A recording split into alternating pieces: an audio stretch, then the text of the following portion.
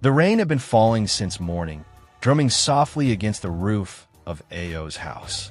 He loved rainy days because they made the whole world feel like a playground.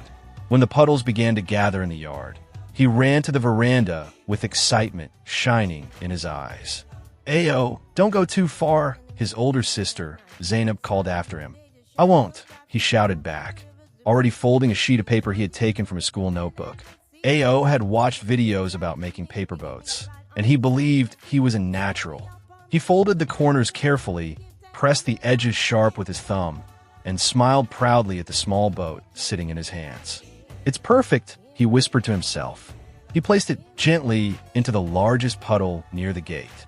For a moment, the boat floated. Then suddenly the soggy paper absorbed water, softened, and the boat collapsed into a sad, wet mess. Ao watched in disbelief. Then he cried. Zainab walked over, holding an umbrella. "Why are you crying?" "My boat." It didn't even last 5 seconds. Ao sniffed. She gently wiped his cheek, then built a stronger one. Ao blinked. "Stronger?" "Yes. Things don't work perfectly the first time. You learn, change, improve, and try again." Her words gave him a spark of hope. He ran inside, grabbed another sheet, and folded a new boat, this time more carefully. But when he tried to float it, it toppled over. He made a third boat. This one tore before it even touched the water. By the 5th attempt, Ao was frustrated. He wanted to give up. Zainab crouched beside him. "You know, when I was your age, my first boat sank too," she admitted. "But do you know what I learned?" "What?" Ao asked, shoulders slumped. "That success isn't about never failing. It's about refusing to stop trying." Her words warmed him more than the umbrella sheltered him. So Ao took a deep breath and made a 6th boat. He folded slowly, carefully, thinking about each crease.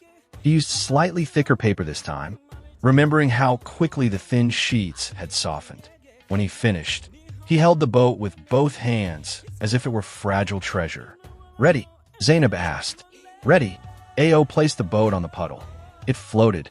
It wobbled a little, but then steadied itself, gliding gently on the tiny ripples made by the raindrops. Ao's face lit up. "It's floating." "Zainab, look. It's floating." Zainab smiled proudly. "You did that. You made it better each time." Ao knelt beside the puddle, watching the boat sail like a brave little explorer. In that moment, he felt a spark of confidence he had never felt before. He looked up at his sister. "I want to make an even better one tomorrow." She ruffled his hair. "And you will, because you learned the most important thing today." "What's that?" "You only fail when you stop trying."